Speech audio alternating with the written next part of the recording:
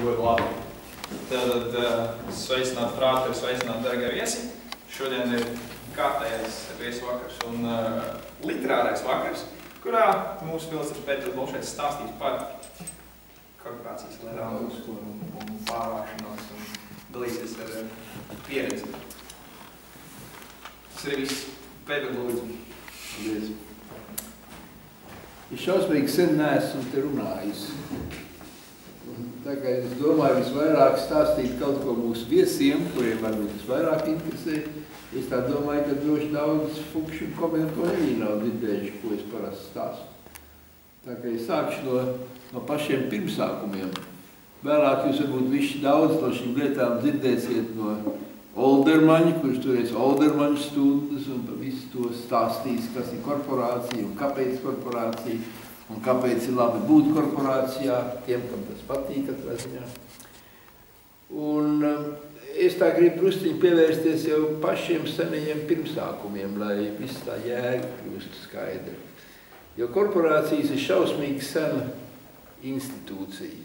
Jau no agrajiem viduslaikiem universitātēs pulcējās studenti, universitāšu toreiz bija maz, uz universitātēm sabrauc no malu malām, un tie cilvēki, kas nāca no vienas valsts, no viena apgabala, runāja vienu valodu, viņi pulcējās savā starpā un izveidoja tādas organizācijas, kas katrā universitātē pārstāvēja atsevišķu tautību grupas.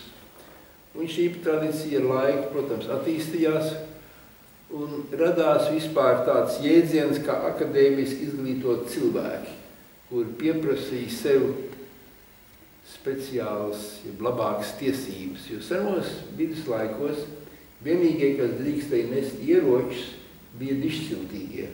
Visi pārējie bija būtībā gandrīz tā kā tādi zemcilvēki vai vergi, un tikai dišciltīgie par viņiem valdīja un drīkstēja nest ieroci. Un pirmā tiesība, ko studējošie ieguva, kā arī viņi var nesāt ieročus, un tādā veidā kļūst par zinām veidu sabiedrisko šķiru. Un kaut kāds atāvisms, kas mums ir palicis no tiem seniem laikiem, ir šitā lente, jo šī lente būtībā senos laikos nozīmēja, ka tev šeit glabājās ierocis. Un tas tev pataisīja tev īpašas tiesības, kā akadēmiski izglītotam cilvēkam. Šīs tradīcija gājusi tālāk un tālāk, un arī mūsu dienās mums latviešiem, mēs viņus, protams, iemantojām no vāciešiem, baltvāciešiem, kur tās tradīcijas savukārt no Vācijas ieved, bet mūsu vēsturē korporācijām ir ārkārtīgi liela nozīme, jo tāpat kā senos laikos studenti iekaroja savas tiesības no dišciltīgiem, tā mēs Latvijā iekarojām tiesības no tiem, kas mūs pārvaldīja un dominēja, kas bija pamatā baltvācieši. Tad, kad mūsu korporācijas ieguva tiesības būt līdzīgas pārējām, toreiz baltvācu korporācijām, protams, līdz nāca rapieri. Un tik līdz nāca līdz rapieri bija divcīņas pa godlietām. Un tik līdz bija divcīņas, tad arī radās vienlīdzība. Un līdz ar to mūsu akadēmiskā saime izauga šī garā, ka mēs pārņēmām savu lomu savā zemē, un korporācijas spēlēja ārkārtīgi lielu lomu Latvijas atmodas laikā un vispār mūsu valstisku radīšanā. Tā ir viena ļoti sena tradīcija, kas mums ir vienmēr ļoti labi noderējusi. Kaut kas ļoti īpašs par šo korporāciju. Šī korporācija ir vienīgā korporācija vispār, kas ir dibināta pie Maskavas universitātes. Un tā stāsts ir tāds, ka mums Igaunijā, Latvijā, Baltijā, Livonijā bija divas universitātes. Tolaik jau Rīgā bija Rīgas Politehniskais institūts jau 1870. gados un Tērbat. Bet nevienā no šīm universitātēm nevarēja studēt jurisprudenci, ne arī zinātnes, tādas nopietnas zinātnes. Un vienīgā vieta, kur to varēja darīt, tie, kas gribēja tādā virzienā studēt, bija doties uz Maskavu. Maskavas universitāte bija ļoti kosmopolītiska, ļoti daudz un labām fakultātēm, kā zinātnēs, tā īpaši jurisprudencē. Un pirmie latviešu juristi izglītojās Maskavā. Bet Maskavā bija viena ļoti īpaša lieta. Tanī laikā jau bija visādi anarchisti un visādi nemiernieki, kas bija ļoti izplatīti taisa studējošo starpā. Un Krievijas valdība ļoti stingri ierobežoja studentu organizēšanos. Katra studentu organizācija tika turēta aizdomās, ka viņi varētu būt kaut kādā veidā nemiernieki vai citādi noskaņot. Bet, protams, latviešu studenti, kas tur studēja, nāca no drusku savādākām sabiedrības aprindām. Vairums bija nācis no samērā turīgām latviešu ģimenēm, lai studētu Maskavā, vajadzēja drusku līdzekļus, vajadzēja vecākus, ir kādus citus, kas tev palīdzēja izstudēt. Un latvieši arī Maskavas universitātē bija tāda ļoti īpaša grupa. Un tad gadījās tā, ka viens no latviešiem, tāds Andrejs Peka, bija studējis militārā akadēmijā Viļņā kopā ar cara brāli. Un tad, kad viņš izdomāja, ka būtu derēt Maskavā nodibināt latviešu korporāciju, šis cara brālis bija starpnieks. Un tādā veidā šī korporācija kļuva par vienīgo korporāciju vispār, kas tika dibināta pie Maskavas universitātes. Tam arī bija savs zinām iespējas uz visu, kas notika vēlāk. Jo šeit, Baltijā, tas nozīmē Tērbatā un Rīgā, korporācijām, latviešu igauņu korporācijām bija ļoti skarbi jācīnās par savām tiesībām pret vāciešiem, kuri vienmēr bija turēja aizdomās tās latviešu korporācijas kā par nacionāli noskaņotām, līdz ar to viņu varēja apdraudošām. Un ir ļoti interesanti, ka vecākā latviešu korporācija tika dibināta pie Tērbatas universitātes, bet vecākā igauņu korporācija tika dibināta Rīgā.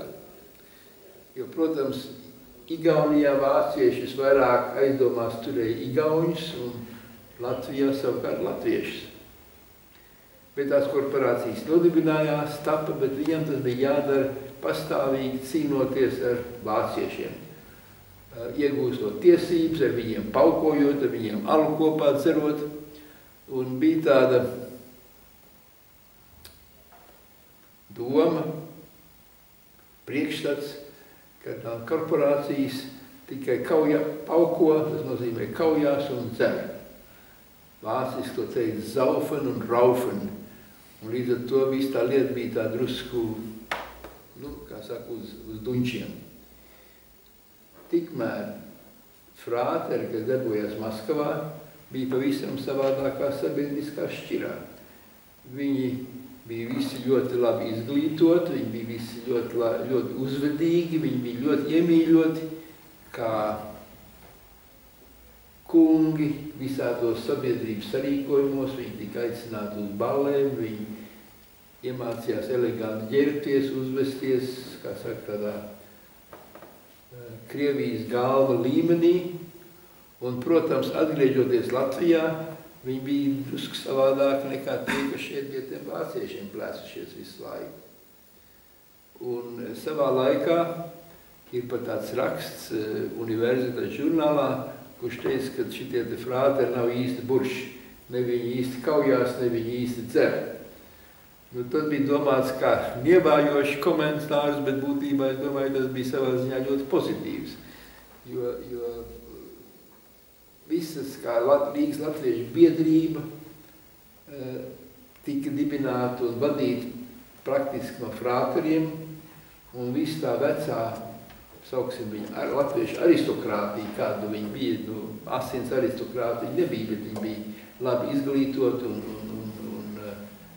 drusku ar pasaulīgāku skatu, tie bija Latvijā ļoti valdošās pozīcijās. Tas arī izskaidro, kāpēc no visām korporācijām vislielāko procentu izsūtīju Sibīriju 41. gadā tieši frāteris. jo daudz no viņiem bija iesaistīti politikā, daudz no viņiem bija iesaistīti tieslietās un tam līdzīgi. Tā kā šī korporācija ir drusciņ savādāk tradīcija nekā citām. Un man ļoti priecē, ka mūsu patagadējā paudze drusku uztur šo garu, ka mēs esam drusku savādāki. Es neteikšu labāk, tas, protams, katrs sev uzskata par labāko, bet drusciņ savādāki, ja savā uzvedībā, savā izturēšanā pie mums netiek daudz certs, vismaz es ceru, es tagad neesmu daudz novērojis, bet ieturēt mērenību visās lietās ir kaut kā tāds princips, kas pie mums valda. Tā kā tas ir tāda pavisam īsos vārdos, tāda maza korporācija un frāta ar vēsturi. Protams, korporācijām tas galvenais, varētu teikt, mērķis ir nodibināt stabilus sabiedrības kodolus, kur cilvēki ir godīgi, kur cilvēki viens uz otru paļaujās, kur tur vienmēr rēķināties, ka katrs, kas tavā korporācijā sastāv draugs un brālis, tu var pilnīgi uzticēties, tev nekad neviens ar tevi netiesāsies, jo mums pašiem ir savu iekšējā sistēma, kā mēs konfliktus risinām. Un daudz cilvēki ir salīdzinājuši korporāciju un savā ziņā ir uzskata taisnība ar brīvmūrniecību. Latvijā brīvmūrniecība nekad īsti neattīstījās kā tikai baltvācu aprindās, pateicoties tam, ka mums šo lomu izpildīja korporācijas. Jo korporācijas bija tādas slēgtas biedrības, un slēgts ir relatīvs termiņš, kurš katrs var iestāties, kas te grib atnākt un piebiedroties mūsu sabiedrībai. Mēs nevienu neizslēdzam, bet katrā ziņā nav tā, ka tu vari vienkārši atnākt un pierakstīties. Tev vajag pārējo biedru piekrišanu, lai tevi uzņemtu un lai tu kļūtu viens no šīs saimes, kur savā ziņā ir drusku tā kā ģimene. Un mēs viens otru pazīstam, mēs viens otram uzticamies, un tas ir ļoti svarīgi. Jo jūs padomājat, cik šausmīgi daudz cilvēku tiesājās un strīdās, un cik tas rada konflikts un negatīvas norises. Ja cilvēki var viens otram uzticēties, zināt, ka tavs draugs ir tavs draugs un godīgs draugs, tad uzreiz dzīve ir pavisam savādāk.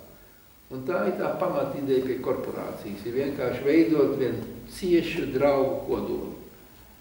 Un no mūsu korporāciju tradīcijām ir arī izaudzis tas, ka ne tikai mēs mums ir vairāk kā 20 studentu korporācijas. Man liekas, aktīvs pašlaik ir cik 23? 23, jā. Jā. Un ir 12 studenšu korporācijas. Un visām šīm korporācijām ir tomēr kopējas tradīcijas. Tā ka ne tikai jums ir draugi šī korporācijā, bet kurš katrs cits korporācijas biedrs ir arī draugs. Un mēs visi esam uz tu, neskatoties, vai jums ir zaļš deķelis, vai zils deķelis, vai balts deķelis. Tā ir tāda jau lielāka kopiena. Un pirms pasaules kara, pirms okupācijas, apmēram pusi no visiem universitātes studentiem bija sastāvēja korporācijās. Tas nozīmē, ka tas bija viens ļoti, ļoti liels spēks. Šobrīd, man liekas, ir tikai daži procenti, jo tās universitātes ir kļuvušas šausmīgi lielas un plašas, un daudz studentiem un korporācijas būtībā neiziet kļūt ļoti lielas, jo būtībā, lai uzturētu tādu ciešu draudzību, kā sabiedrība nevar būt pārāk liela, tā mēs viens otru nepazīst nemaz. Bet tas kodols joprojām tāds ir, un es ceru, ka viņš pastāvēs un turpinās kaut ko pozitīvu dot. Tagad es jums pastāstīšu par sevi. Es izbraucu no Latvijas 44. gadā, ka man bija tikai 7 gadi. Un bēgļu gaitās, es beigās nonācu Venecuēlā, vienā mazā pilsētiņā, apmēram 10 000 iedzīvotāji. Man māte bija zobārste, un viņa tur kā zobārste strādāja. Bet man māte bija Daugaviete, un man krustmāte bija Daugaviete, un manas māsas krustmāte arī bija Daugaviete. Man māte bija bijusi ļoti aktīvi savā korporācijā. Un tagad, kad viss šī tāda akadēmiskā saima bija izskaisīta to visu pasauli, viņi sarakstījās ar savām konfilistrēm un draudzenēm visā pasaulē. Mums pienāca vēstules no Amerikas, no Kanādas, no Pakistānas, no Marokas un kur ne visur. Un es, protams, visu šīs vēstules arī dabūju lasīt. Un es manīju, cik ārkārtīgi interesanti ir, ka visi šie cilvēki turpina savu saskārsmi, savu attieksmes, arī tad, kad viņi ir izskaisīta visu pasauli. Un tas man, protams, deva pirmo ideju, kāpēc un kā šīs korporācijas ir svarīgas. Mans tēvs bija virsnieks, viņš 41. gadā tika aizvests uz Sibīriju un tur nogalināts. Tā ka man tas kontakts bija tikai ar manu māti. Un tad pie mums sāk ieradās viens latviešu inženieris, mūsu pašu pilsētnē, kurš bija Selonis. Un viņam bija otrs draugs, tagad jūs visu laikam ziniet, Vili Vītolu, mūsu mecenātu, kas daudz tiek visur pieminēts. Viņa tēvs arī Vilis Vītols, arī bija Selonis. Un viņš tad iebrauc pie mums ciemos, un šitie divi seloņi, tikušies atkal pēc ilgiem laikiem, protams, runāja par visiem saviem laikiem, kas un kā te Rīgā ir bijis, un kādi konflikti un problēmas ir bijušas korporācijām, ko viņi visi nav darījuši. Un man bija kādi 12 gadi, bet viņi man tā iecēla pa fuksi. Es izpildīju visas tādas funkcijas, ko viņi no fuks sagaidīja, un spēlēju viņiem zolīti. Tā es iepazinos ar vīriešu studentu korporācijām, vispirms ar Selonī. Venecuēlā vispār Selonī bija vienīgā korporācija, kurai bija pietiekoši daudz biedri, lai viņiem būtu tāda aktīva grupa. Bet studēt es aizbraucu uz Kaliforniju. Un bija interesanti, ka es devos uz Ameriku, uz savām valstīm. Man māte man iedeva līdzi savu daugaviešu adrešu grāmatiņu. Un bija arī viena mūsu paziņa, ģimenes paziņa, kas bija dzintras korporācijas filistra. Un viņi man savukārt iedeva visas dzintru adreses Amerikā. Man pietīk šīm abām divām grāmatiņām. Vienalga, kur es ierados, es uzgriezu uz telefonu, pateicu, kā man sauc, un es biju ielūgts uz mājām, uz pārnakšņošanu, uz vakariņām un ko nevisu. Tā ir tāds praktisks labums iegūmu no šitās lietas. Un, protams, tiklīdz es biju Kalifornijā, Losandželosā, tur daudz toreiz latvieši nebija, visi vēl austrumkrastā kaut kā tur kavējās, bet bija maz grupiņi, un, protams, tur arī bija tūlīt jau korporācija, bija korporācija kopa. Un man bija skaidrs, ka man arī jāiestājās. Un tā nu sagadījās, es ļoti biju sadraudzējies ar vienu frāteru, un viņš man iesaistīja un izstāstīja par frāteriem, iestājos korporācijā. Un viss tā dzīve Kalifornijā toreiz vairāk notika tādā korporācija kopā. Tas nozīmē, ka vairums korporācijām tur nebija pietiekoši, lai izveidot patstāvīgu kopu. Bet bija tā sauktās korporācija kopas, kur visi korporēji kopā sanāca un rīkojās pēc tām pašām parašām, kaut vai katram bija savādāks krāsas deķels. Un tā es varu stāstīt, ka man bija tāda ļoti unikāla pieredze. Jums pašiem būs savs oldermans, bet, kad es biju fuks, bija 3 oldermani reizē. Man bija mans pašs oldermans, Fraternītas Leptikas oldermaņa substitūts faktiski. Tad kopai bija savs oldermans, kas tad savāc visus fukšus no dažādām korporācijām un tiem mācīja par korporāciju tradīcijām. Tas bija Alfons Timši, kas bija frater akadēmikus.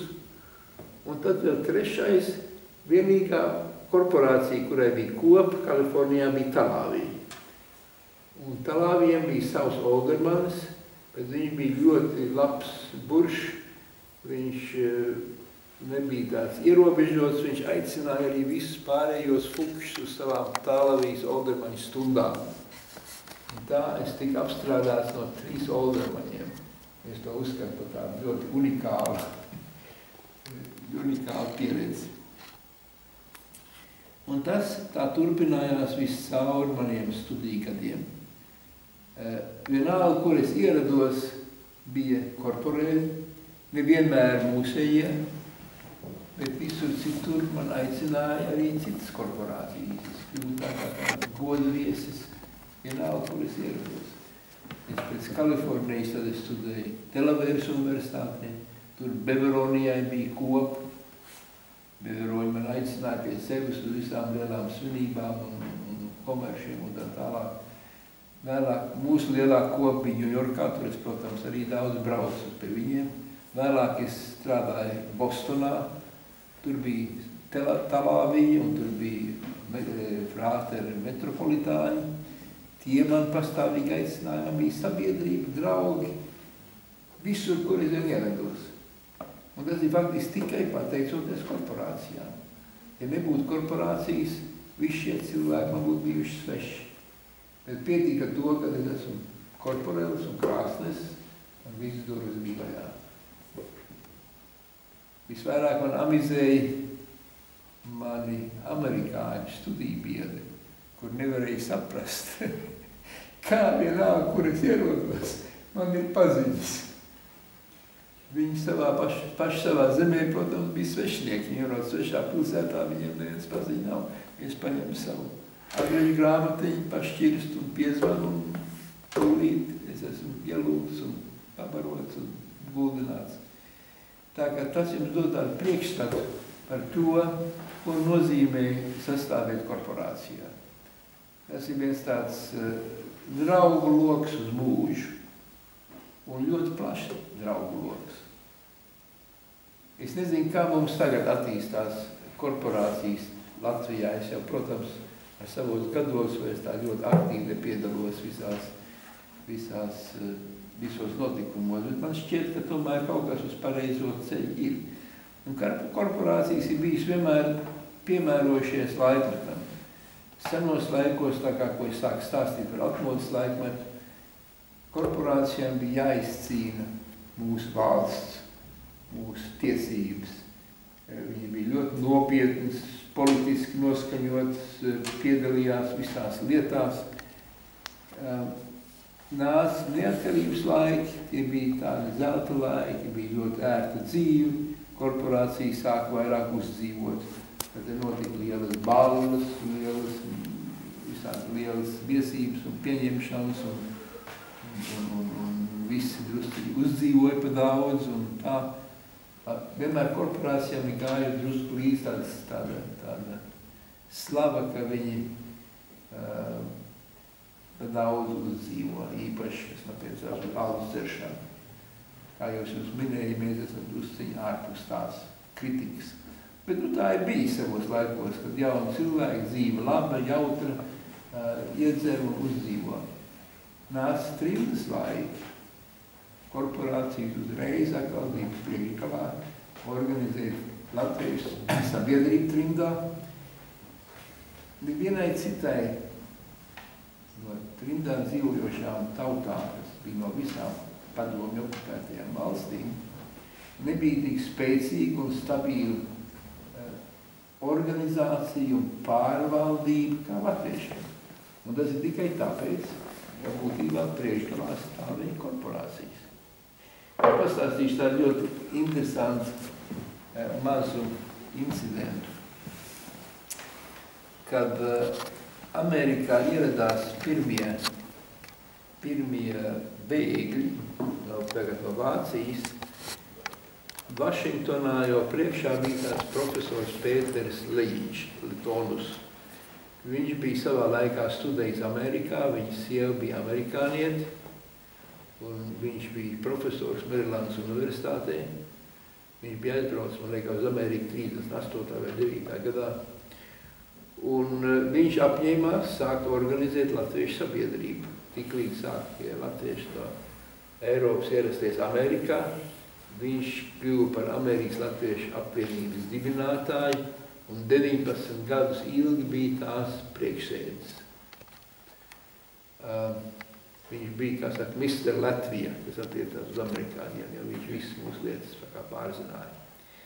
Pagāja 19 gadi un sāka rasties tāda drusku pretestība viņam, jo jaunākā paudze domā, nu viņš 19 gadus tur ir bijis, viņš ir drusku pa vecu, viņam nav tāda domāšana kā mums, vai ne? Vajag pārmaiņas un tāda rūkšana jau visur notika. Nāc vienas vēlēšanas ievēlēt jaunu Amerikas Latviešu apvienības prezidenti, priekšsēdi, un kas kandidēja pret Pēteru Lejiņu, bet Uldis Grava, kur jūs šeit pat pazīsiet, viņš ir dzīvo pavisam netālu. Uldis Grava arī bija letons. Citu vietu tad būtu izraisījis baigo konflikts ar paudzēm un ko ne visu, bet Lejiņš nevarēja nekādā veidā protestēt, kad viņa konfilistrs Uldis Grava pārņēma viņa amatu. Un tāda saskaņa vienmēr bijušas korporācijas iekšpusē. Mēs varam no paudzes uz paudzes nodot tradīcijas, neradot kaut kādus konfliktus. Un daudzām šitām te trimdā dzīvojošām sabiedrībām bija tieši tāda problēma. Tie vecie, kas bija pie varas, negribēja no varas šķirties, tie jaunie atsvešinājās, radās pauģu plais, un tas viss ļoti kaitēja tā kopējai lietai. Pie mums latviešiem tas nenotika. Un faktiski tikai pateicoties tam, ka mums lūk ir tāda tradīcija, ka mēs visi esam uz tu, es esmu uz tu ar katru fuksi, un viņš ir mani. Un mēs esam draugi jau no paša pirmā momenta. Līdz ar to mūsu starpā nevar būt nekādi tādi veidi konflikti. Tā, man liekas, ir tāda no politiskā viedokļa ļoti svarīga lieta, ko korporācijas ir devuši mūsu sabiedrībai. Un es tikai gribētu, kaut mūsu būtu vairāk šodien, ka mēs šodienas Latvijā varētu spēlēt lielāku lomu. Ka ja mums būtu vairāk cilvēku, kā saka, varas pozīcijās, kas būtu no korporācijām, manuprāt, daudz tādas lietas, kas mums šodien nepatīk, nedrīkstētu notikt. Jo godīgums, patiesība un tādi jēdzieni ir katrā ziņā pats pamats korporācijām. Tā. Domāju, ka es labprāt gribētu vienkārši dot nevis pārvērst par tādu priekšlasījumu, bet par pārunām. Un es ļoti gribētu dzirdēt kaut ko no mūsu viesiem īpaši, ja viņiem ir kādi jautājumi, kas un kā un ko es no saviem. Es tagad esmu korporācijā 58 gadus.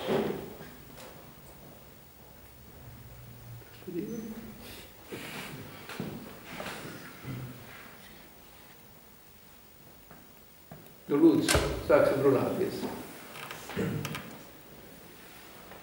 Es varbūt varētu pateikt labu dienu, Oskars Kurš, esmu viesis šajā vakarā. Kā jūs teicāt, jūs dzirdēt kaut ko no viesiem. Es ļoti prieku noklausījos jūsu stāstījumā, tiešām ļoti interesanti. Jūs pieredzes izklāstīs tā vēsture, tas man ļoti patika. Un tīpaši, viss, ko es gribēju teikt, ir tāds komentārs. Man ļoti patīk tieši pēdējā daļa par to, ko jūs teicāt. Jūs visu jūsu runāšanas laiku, es domāju, vai būs vai nebūs. Un ja nebūs, tad es pajautāšu jums pats personīgi, un ja būs, tad es būšu ļoti priecīgs. Un tieši par to, ko jūs teicāt, kas ir pats pamats. Tieši tā, tas ir godīgums, un tā ir šī taisnība. Tas taisnības izjūta un draudzība. Un tieši tas, manuprāt, visvairāk trūkst pašreizējā Latvijas politikā. Kāpēc ļoti ir tādas visādas muļķīgas, absurdas idejas un stulbi risinājumi, atvainojos par manu franču valodu, bet es uzskatu, es pilnīgi piekrītu jums, ja vairāk būtu šādi cilvēki gan Latvijas politikā, gan vienkārši pārvaldošajās institūcijās ierēģu starpā. Ja būtu vairāk tādi cilvēki, kuri tiešām augstu vērtē godīgumu, draudzību un taisnīgumu, un, protams, Latviju pār visu, kā Ulmans teica, vispirms brīvība, tad tauta, valsts un tik tad es pats. Paldies!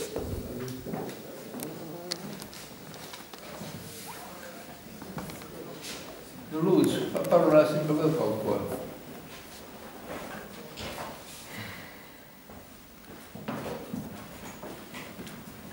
protams, ne visai arī daļa no viss tā, protams, arī sabiedriskā dzīve.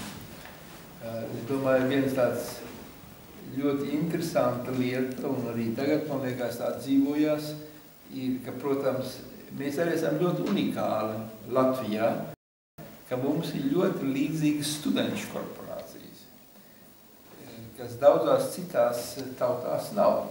Un mūsu studenšu korporācijas darbojās pēc tiem pašiem principiem, kā studentu korporācijas. Bet mēs neesam maisītas korporācijas, kas atkal kaut kur citur ir. Un man liekas, tam ir savas lielas priekšrocības, un reizē mēs daudz sabiedriski kontaktējāmies ar studentu korporācijām. Visādi sabiedriski sarīkojumi, deju vakari, literārie vakari, viss notiek kopā ar studentiem. Un galu galā jau tas labākais rezultāts ir, ka burši parasti saprecās ar studentu korporāciju biedriem. Mums jau vien vairāk un vairāk ir ģimenes, kur abi divi sastāv korporācijā. Un tas ļoti palīdz appusēji, jo viens otru saprot, viens otrs saprot, kāpēc, un kāpēc ir zināmas prioritātes attiecībā uz korporācijas lietām. Ja otrs jūtās kā ārpusnieks visai tai lietai, tad nav tik labi. Un, protams, tas vēl vairāk veicina šito mūsu sabiedrību, jo viņu bērni ļoti iespējams arī iestāsies korporācijā, vai ne? Un tā mēs izveidojam tādu tradīciju, kas iet no paudzes uz paudzes. Drīkst maz jautājumu, es saprotu, pārējā vēl mazliet kautrējis, vai nezinu, ko jautāt, bet tāds specifisks jautājums, varbūt arī mazliet sarežģīts. Es tāpat kā jūs vēlētos, lai vairāk cilvēku būtu korporācija, jo novērtētu šos korporācijas labos principus, bet vai jūsuprāt, no korporācijas viedokļa raugoties ir vērts vai ir iespējams piekāpties kaut kādu iekopu tradīciju ziņā, lai vairotu organizācijas biedru skaitu un lai vairotu korporācijas ietekmi Latvijā? To ir ļoti grūti atbildēt, jo tas drusciņi ir atkarīgs no tā, kādi ir korporācijas mērķi. Manuprāt, korporācijas nekad nav bijušas tādas, varētu teikt, publiskas organizācijas, kur katrs iestājās, samaksās ar iestāšanos naudu un dabūna savu biedru karti. Tas nav mūsu veids. Katram korporācija pieejam, kas vēlās, bet korporācija domār ietur vienu zināmu skaitu cilvēkus. Mēs, starp citu, esam vienmēr bijuši tāda samērā maza korporācija, jo savā laikā, tas ir Latvijas pirmos neatkarības gados, šeit bija tāda tradīcija, ka neuzņēma vairāk kā 14 jaunus biedrus katru gadu, kur pretīm lielākās korporācijas, tāda kā Letonija vai Selonija, uzņēma 20 un 30 katru semestri. Beigās, kad nāca tie kara laiki, tas mums nespēlēja pa labi, jo mēs bijām krietni mazāk un mazāk spēcīgi nekā Selonija un Letonija, kuriem bija milzīgi liels tas biedru skaits, bet mēs esam atkopšies. Un šobrīd mēs Rīgā esam vismaz pāri par vidējo skaitu. Bet pārāk liela biedrība mums arī nenāk pa labu, arī mums tomēr ir vienam otram jāpazīst. Kamēr mēs esam 100 vai 200, mēs varam viens otru daudz maz pazīt. Ja mēs kļūsim 1000, tad diez vai mēs varēsim šo garu uzturēt. Es pieminēšu, protams, ir protams, arī savas negatīvās puses, kuras arī ir jāapzinās. Vismaz mūsu korporācijā tas tā bija. Mūsu korporācija pirmā neatkarības laikā bija juristu korporācija. Jau tāpēc vien, ka visi tie dibinātāji bija studējuši Maskavā, viņi visi bija tie mūsu pirmie vadošie politiķi, augstākā tiesā bija visi, gandrīz puses bija frāteri. Un līdz ar to radās tāda situācija, ka tie jaunie cilvēki gribēja iestāties, kas studēja jurisprudenci, gribēja iestāties šeit, un tad iepazīsies ar tiem cilvēkiem, kas tev var palīdzēt tikt uz augšu tavā profesijā. To es neuzskatu kā pozitīvu, bet tas ir tāds dabisks rezultāts. Šobrīd mēs no juristiem esam tikuši vaļā daudz maz. Te vēl daži ir un tie ļoti jauki, kā piemēram Madars, kurš ir viens no mūsu juristiem. Man ļoti patīk, ka mums daži ir, bet mēs neesam visi juristi. Ja mēs būtu visi juristi, tad mēs būtu kaut kāda arotbiedrība.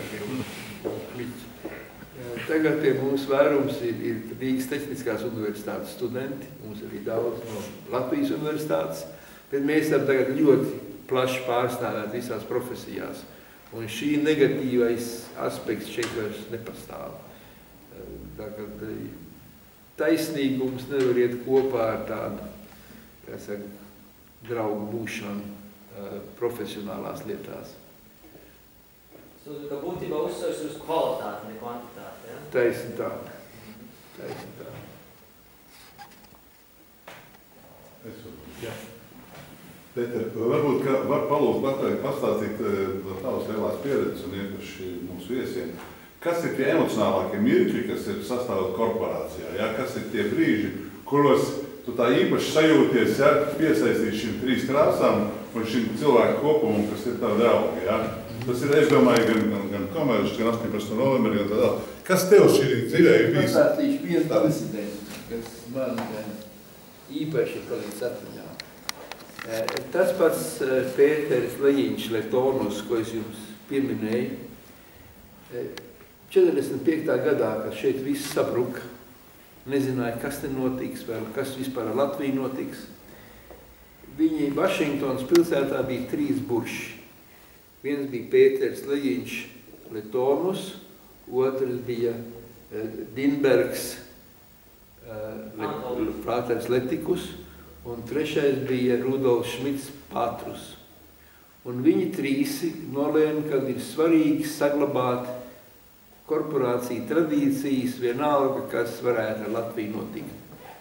Un viņi Vašingtonas pilsētā nodibināja tādu organizāciju, ko viņi nosauc par Vašingtonas konventu. Viņi bija katrs no savas korporācijas, bet viņi salika kopā visu, ko viņi atcerējās un zināja, uzrakstīja komandas priekš šī jaundibinātās organizācijas. Un pašā sākumā, kad Amerikā sāk pa vienām iebraukt dažādi korporāciju biedri, viņi visi iestājās šī Vašingtonas konventā. Tas kļuva par tādu korporācijas kopu Amerikas mērogā. Pagāja laiks, un jau vairāk un vairāk saradās no atsevišķām korporācijām, katra nodibināja savu kopu, bet tas Vašingtonas konvents saglabāja savas tradīcijas. Un visi burši, kas dzīvoja Vašingtonā, ne visi, bet lielākā tiesa iestājās arī Vašingtonas konventā. Tā kā viņi bija Letoņi, varbūt bija Frāteris, bet mēs visi sanācām kopā Vašingtonas konventā. Tad bija tāds ļoti skaists moments. Vašingtonas konvents 70. gadā svinēja savu 25 gadu jubileju. Un es tādā momentā gadījos būt šī konvents seniors. 25 gadu jubileju mēs taisījāmies to svinēt grandiozi. Mēs noīrējām telpas Sheraton Carlton viesnīcā, kas ir viena no elegantākām Vašingtonas viesnīcām, apmēram 200 metri no Baltā nama priekšdurvīm. Tur ir apmetās visādi diplomāti un tādi cilvēki. Un mēs noturējām balli. Dāmas bija ļoti eleganti ģērbušās, tāpat kungi. Un man pirmo reizi mūžā gadījās vadīt polonēzi. Un tas bija tā. Vašingtonā bija viens Letonijas Filistes armijas Rūsis, kurš šito pienākumu bija pildījis jau gadiem ilgi. Un kāds 2 nedēļas pirms balles viņš krita no kāpnēm un izmežģīja potīti un nevarēja polonēzi vadīt. Atsauc mani un kādos 2-3 vakaros viņš man iemācīja visu, ko viņš zināja. Un nodevu šo lietu manā rīcībā. Un tagad šī skaistā ballē man nākās vadīt polonēzi, un mēs to izdarījām grandiozi. Mēs izvadājām to polonēzi pa visām viesnīcas priekštelpām un pa visiem gaiteņiem, un visi tie amerikāņi un citi ārzemnieki ar ieplēstām mutēm skatījās, kā mēs ļoti eleganti tērpti ar visām pavēlēm franču valodā un tā tālāk. Amerikāņi bija pilnīgi apstulbuši, ka viņš to nebija Vašingtonā redzējuši tādu lietu. Tas bija ļoti skaisti. Un tad nākamā dienā, tādā pašā viesnīcā, mums bija paredzēts komeršs.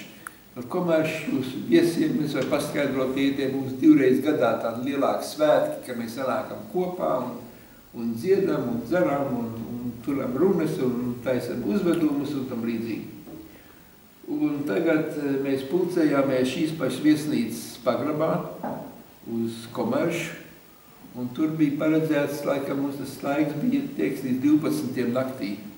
Tad viss bija jāiet prom, jo tad personāls iet prom un viesnīca slēdz virtuvi un tā tālāk un tā tālāk.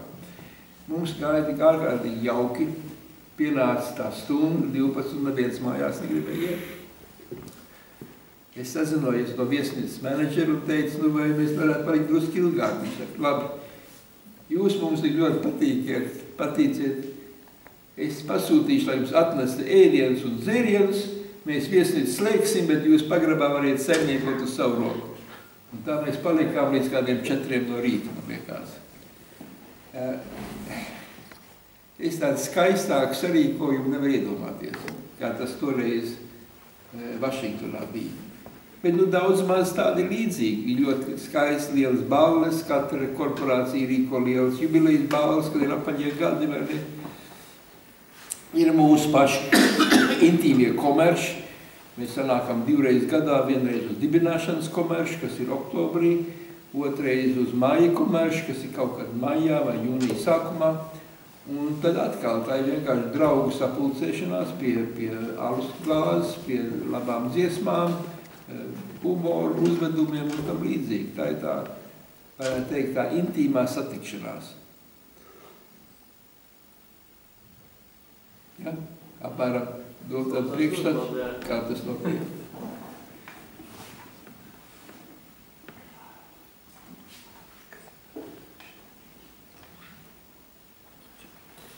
Man jautājums, Pēter, cik ilgi tev bija fuksēšana Amerikā? Cik semestri un tā? Man jāatcerās. Man liekas, kādas 3-4 semestrus apmēram.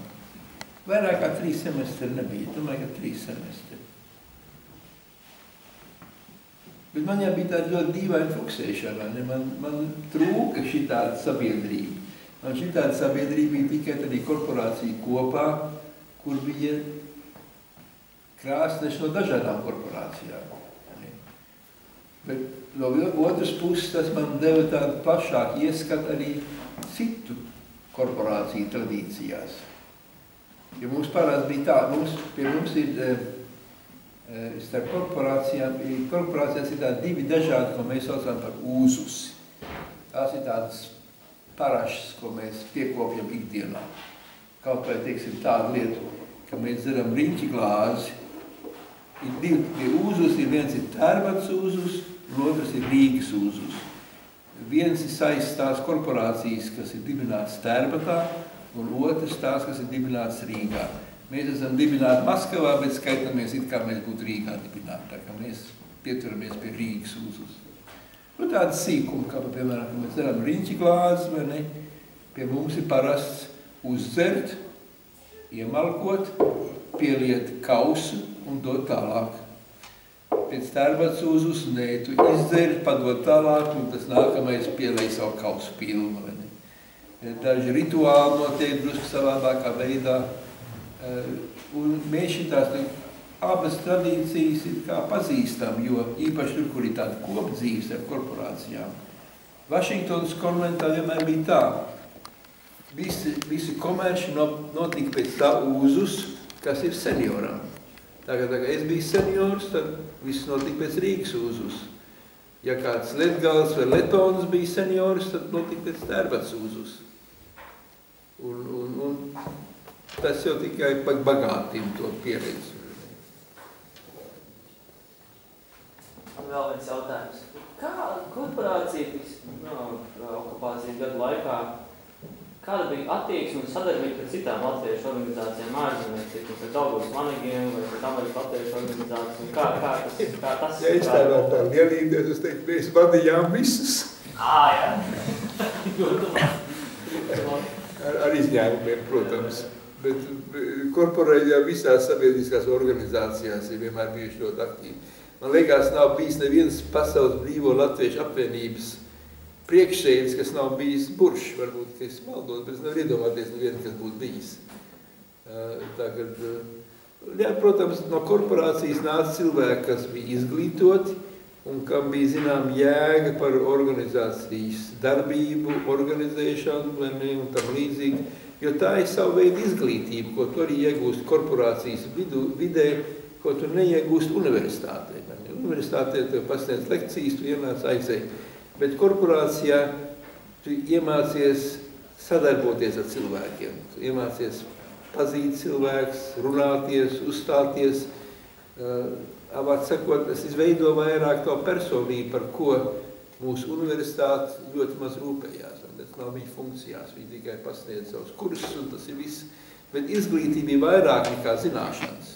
Faktiski man ļoti patīk tās teiciens, ka izglītība ir tas, kas tev paliek pēc tam, kad tu esi aizmirsis visu, ko tu esi iemācījies.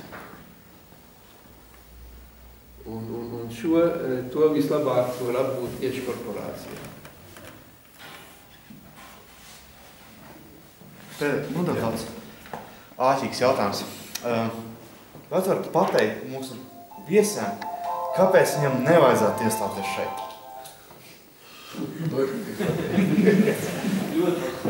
Nē, es domāju, iestāties jebkurā korporācijā. Man nav nekāda aizsprieduma pret nevienu citu korporāciju. Katrā ir drusku savas tradīcijas, bet tas pamatgars visās ir vienāds. Un es pat gribētu, ka mūsu viesi apciemot arī citas korporācijas, lai nebūtu tā, ka šitā vienīgā, ko viņi redzējuši, un tāpēc šeit. Nē, ir labi apstīties visapkārt. Un labi, protams, iestāties tur, kur jau ir kādi draugi priekšā. Savā ziņā mūsu korporācija tādā veidā ir te Rīgā attīstījusies. Mēs bijām šausmīgi maziņi. Mēs te pulcējāmies Pirtiņā, kādi 7-8 cilvēki, tie bija mūsu konventa sēdes. Un paskatieties, kas tagad te ir. Un tas viss sākās vienkārši ar to, kad iestājās viens coits, un tie pieaicināja savus draugus, un tie savus draugus, un tad izveidojās tāda ciešāka saskārsme un draudzība. Bet katrā ziņā, ja jums ir kaut kur citur paziņas vai kāds draugs, ejiet, viesojieties, skatieties, tas man pildīgi nekās pavisam normāli un pareizi.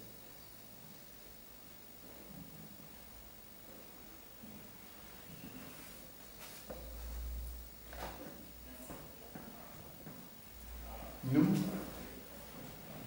skatos, ka mums no Latgālijas ir pāris viesi, redziet, viņi ir klāt. Viens mūsu katedrāļi, viņi nav no Latgālijas. Tā kā mēs šeit visu dažādi, jūs katrā korporācijā būsiet mīļi gaidīts viesis.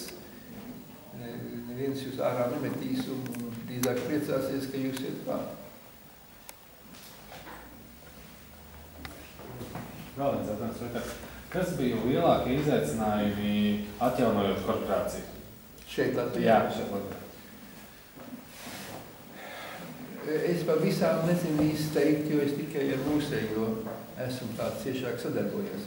Mūsu lielākais izaicinājums bija, ka mēs bijām vienkārši šausmīgi sakrauti. Kā es jums iepriekš minēju, proporcionāli no mūsu korporācijas uz Sibīriju aizveda vairāk nekā no visām puras pārējās. Un mēs jau tā bijām mazi. Un tad vēl šitotas lielais skaits, kas tika aizvesti, šeit bija palikuši gaužām maz. Un es teikšu, 15, varbūt 20 augstākais. Un tie visi jau bija kungi gados. Pēdējiem iestājušies kaut kad 40. gadā, tad 90. gadā viņām bija 70 gadnieki, vai ne pāri. Un otra problēma, kas mums ir bijusi, ir, ka mēs neesam īpaši turīgi. arī ārzemēs.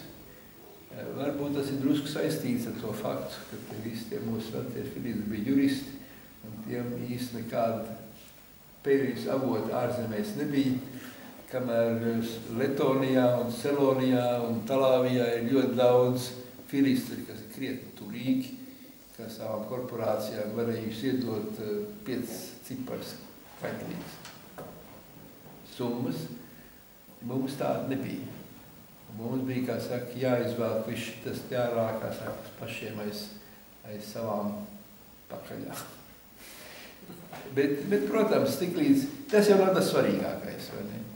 Man liekas, svarīgākais ir tā iekšējā vide, kādas ir mūsu attiecības. Man liekas, mums ir ļoti jauks konvents dzīvoklis, viņš nav ne lielākais, ne plašākais, bet viņš ir ļoti labi iekārtots, olulīgs. Mēs te labi jūtamies, un tas ir galvenais. Galvenais ir tas, tā lielā nauda nav svarīga, bet tādā brīdī viņa bija svarīga. Jo mums bija diezgan grūti savākt tos līdzekļus, lai šito māju atjaunotu, lai iegādātos visu iekārtas.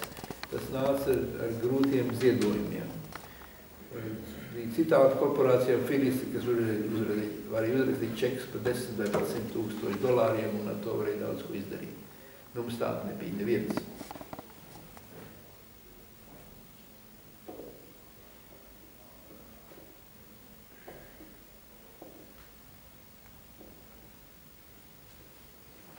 Nu, tāds klusums. Gribēju pieminēt tikai pāris lietas. Pirmkārt, mēs noteikti esam visdraudzīgākais konvents visā Latvijā. Ja tā paskatās, kā cilvēki uzvedās savā starpā, tad mēs esam noteikti brālīgākais. Un man ir teikuši arī no citiem konventiem, ka mums ir ļoti omulīgs konvents dzīvoklis. Tiešām no kaut vai levelīgs ir tā man teikuši. Tāpēc, jā, nav viena slikta lieta vai iemesls, kāpēc neiestāties korporācijā. Un, ja nu tiešām iestājies un nepatīk, tad vienmēr var izstāties. Tā nav problēma.